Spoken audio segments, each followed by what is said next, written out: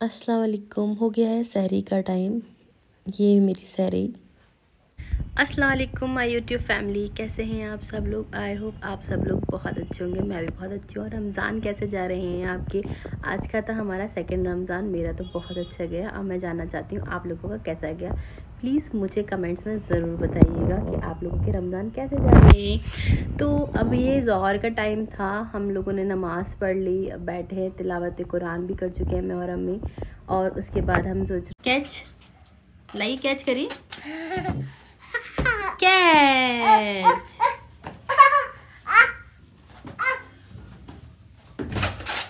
लाई लाई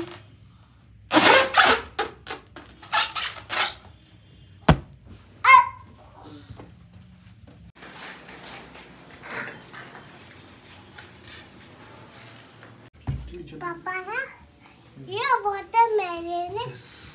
watermelon खावा। अफ्तार करने के बाद मैं बैठी हूँ अपने बेड पे आराम से।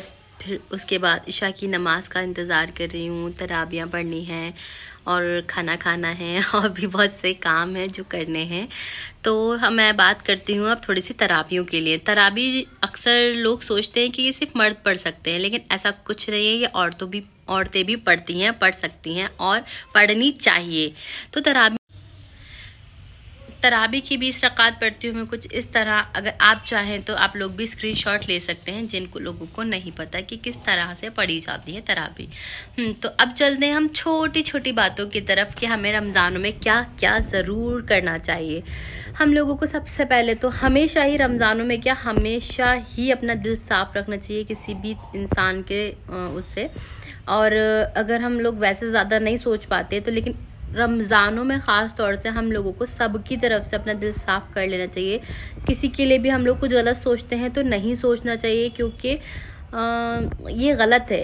अल्लाह ताला कहते हैं माफ़ कर दो। सबको माफ़ करना चाहिए। किसी ने आपके साथ गलत किया है तो भी माफ़ कर दो। अगर आपको अनजाने में किसी की तरफ से हर्ट हुआ है तो भी माफ़ कर दो।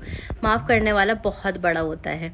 तो मैंने तो सबको माफ़ कर दिया है, आप लोग भी माफ़ कर दीजिए। और मुझसे कोई गलती हुई हो तो मैं भी आप लोगों से माफ़ी मांगना चाहती हूँ। आप लोग भी मुझे माफ़ी के साथ साथ हमें और भी चीज़ों का ख्याल रखना है। तो हमें तिलावत, ये तो सभी को पता है कि रमज़ान में बहुत इंसान एक्स्ट्रा तिलावत करता है। रोज़मर्रा की ज़िंदगी से ज़्यादा हम लोग अल्लाह ताला से और दुआ मांगते हैं, तिलावत करते हैं, अपने लिए स्पेशल टाइम निकालते हैं कि ज़्यादा से ज़्यादा तिलावत कर सके।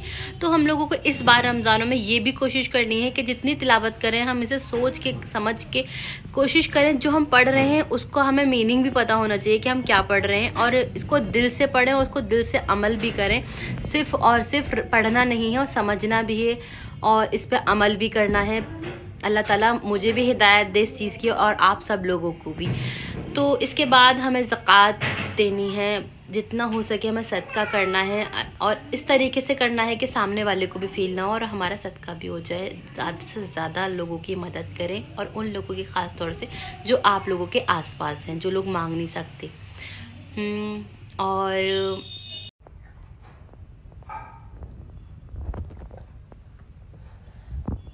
और अलीना आप क्या कर रही हैं? तो मैं यही रही थी, उसी टाइम मेरा व्लॉग कंप्लीट हो जाए, लेकिन तब आ गई थी एलीन। तो एलीन के साथ मैं खेलने के लिए चली गई थी। फिर उसके बाद एलीन सो गई थी। मैंने सोचा नमाज़ पढ़ लूँ, उसके बाद अपना व्लॉग कंप्लीट करूँगी। तो ये है कुछ दुआ। रमज़ान के 10 डेज़ हमें ये पढ़नी होती है। उसके 10 डेज़ हम दूसरी दुआ पढ़ते हैं, फिर उसके 10 डेज़ हम तीसरी दुआ पढ़ते हैं। तो अभी फ़िलहाल ये स्क्रीनशॉट मैं आपके लोगों के साथ शेयर कर रही हूँ, जो हमें रमज़ान के फर्स्ट टू 10 डेज़ पढ़नी होती है। मतलब 10 रोज़ों तक यही दुआ पढ़नी होती है। और इसी के साथ थोड़ी सी नॉलेज शेयर करते हुए जो भी मेरे से हुई है, आई होप आप सब लोगों को बहुत अच्छी लगी हो।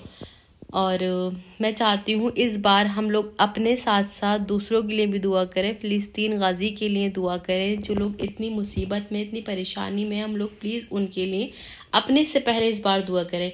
क्या वो लोग इतने टाइम से परेशानी में है, इतने टाइम से मुश्किल में है, हम लोग उनके लिए कुछ नहीं कर पा रहे। कुछ नहीं कर सकते तो दुआ तो कर सकते हैं। इस रमज़ान हम लोग उनके लिए दुआ कर सकते हैं। अल्लाह ताला का बहुत बहुत शुक्र और एहसान है कि हम लोगों को रमज़ान साथ खैरियत के और अपने घरों में अता किए हैं। और उन लोगों का क्या जो घर वाले होते हुए भी घर में नहीं है और इतनी मुश्किल में है, इतनी परेशानी में है कि कोई सोच भी नहीं सकता।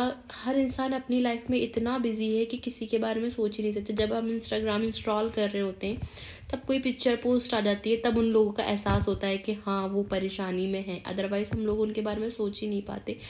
इस बार आप लोग, मैं, हम सब अहद करते हैं कि उनके लिए दिल और जान से दुआ करेंगे। हर सजदे में एक एक आंसू बहा के दुआ करेंगे कि वो लोग साथ खैरियत के इस जंग को जीत पाएँ और साथ जितनी भी परेशानियां आ रही हैं उन लोगों के साथ वो अल्लाह ताला उन लोगों को हिम्मत दे और सब कुछ जल्दी से जल्द